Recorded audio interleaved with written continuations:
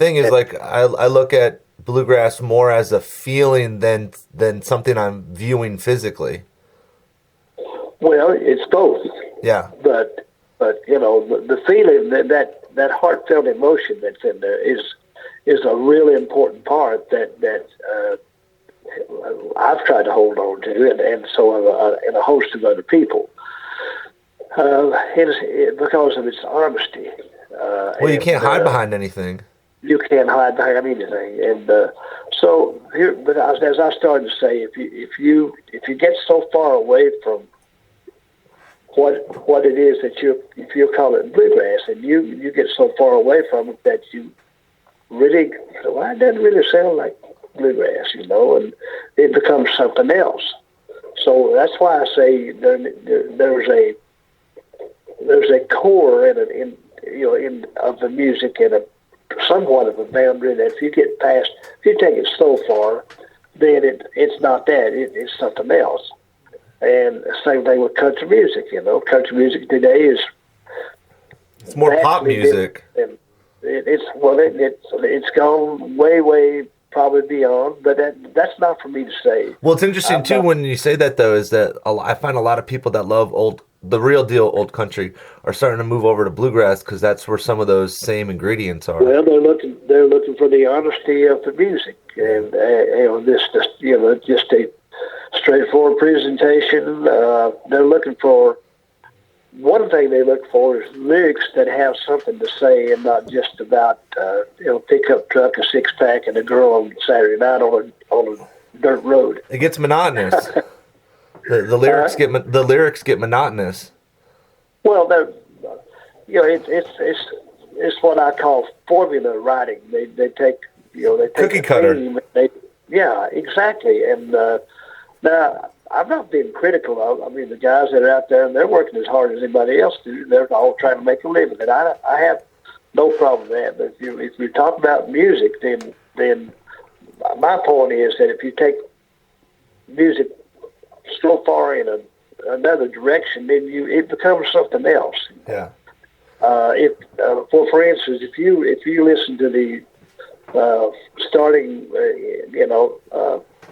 Elvis is credited with being the king of rock and roll, and I guess that would be debatable if you wanted to think about it. But it's really not, because he was the one that got people to listen to both. I think as they came along, people were more open to listen to music by the black artists, the people like Sam Cooke and Fats Domino, Chuck Berry, and people like that. And because we lived in a time when it was a lot different than it is now.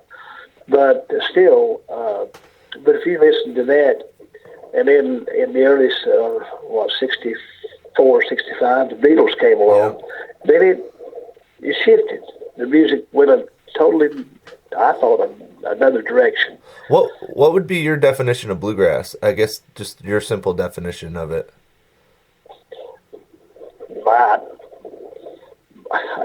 Here's what I told somebody one time. They asked me to define bluegrass, and here's what I said: Bill Monroe, Lester Flatt, Earl Scruggs, Chubby Wise, Cedric Rainwater. And I've heard that response multiple times. That's it. Yeah. And now, that's where it started. But look how it's grown. Look, it started there. Look how the tree grew. You had the early pioneers. You had Bill and Lester and Earl, etc. In 1946, you had Ralph and Carter Stanley come along and playing somewhat a little different approach to it, but yet they were feeding off of that engine that was going with Bill and Lester and Earl. All that. When I talk to people that are purists about it, I say I think personally that Bill would be proud of how far it's grown. Well, Bill was. I knew Mr. Bill. I knew him pretty good, and Bill was not nearly as closed-minded as people thought he was. Yeah, he wasn't, and he approved of a lot of stuff that people might have thought he didn't. Everybody said, he hated a dobro. I never once heard Bill ever tell me that he didn't like a dobro. I think as long as you acknowledged the godfather of bluegrass either on stage or in shaking his hand, I think he would approve, you know? I think so. I mean, he delighted in the fact that well, back in the day when they called them hippies and long hairs or whatever, he delighted in the fact that they loved his music. He thought that was great. Yeah. He did.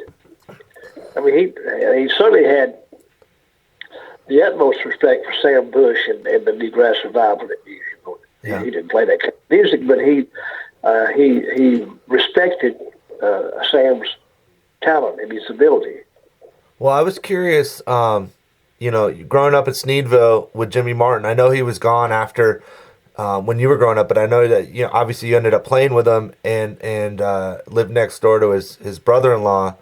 But I was curious, now that it's been a little over a decade since he's been gone, what his legacy is as someone who knew him personally and professionally.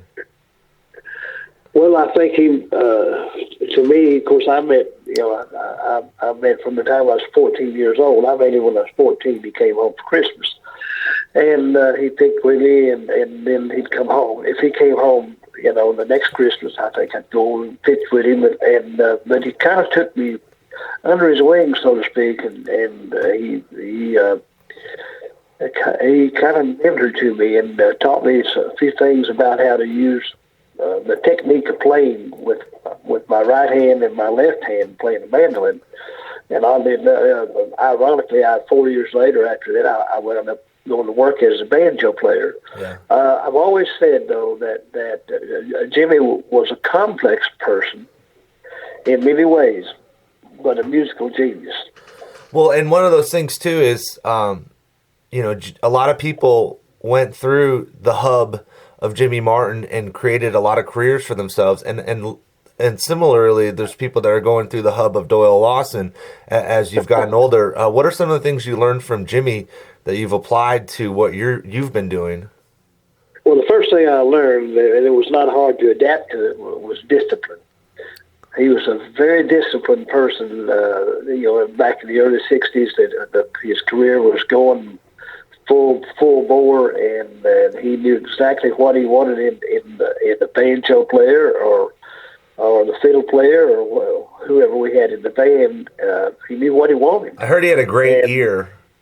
He did have a great ear. He had a good ear for lyrics of a song. He had a great ear for phrasing, to how his song delivery was wonderful. If you studied him and sang with him, it was so easy because the way he phrased, and it was. But I thought, and I still do, I believe that the records he made throughout the early '50s, mid '50s, he signed with Decca Records in the 1955, I think it was. But in 1954, he and Sonny and Bob Osborne recorded for RCA Victor. They did 6 cuts for them. And starting there up till throughout his Decca MCA record contract, I think his records will stand with the best of them. And that's what I go back and listen periodically just to hear that and to feel it, because I've never tried to. I can't imitate anybody. I've missed who I am. When I worked for other bands, I always tried to adapt to what was there because that was my job to do that. Does it bother you at all that he's still, even in 10 years after his passing, still shut out from the Grand Ole Opry? No, and it shouldn't have bothered him either. I think it bothered him more than it should have.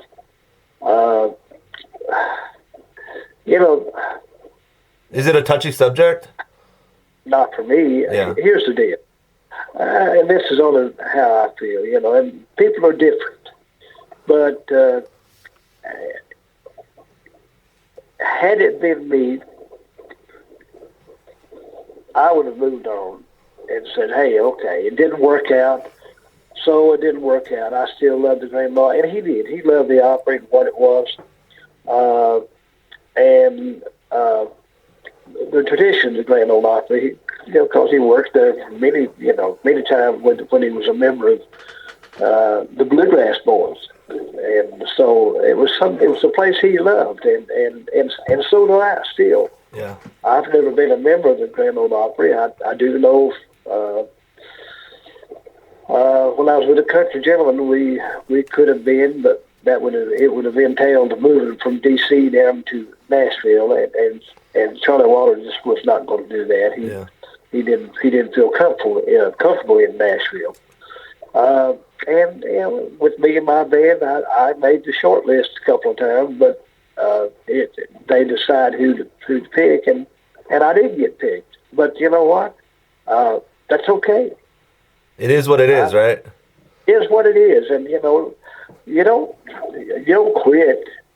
You keep going. So that didn't work, so I'll do something else. And I'm 54 years into my career, and I did it without being a member of the Grand Ole Opry.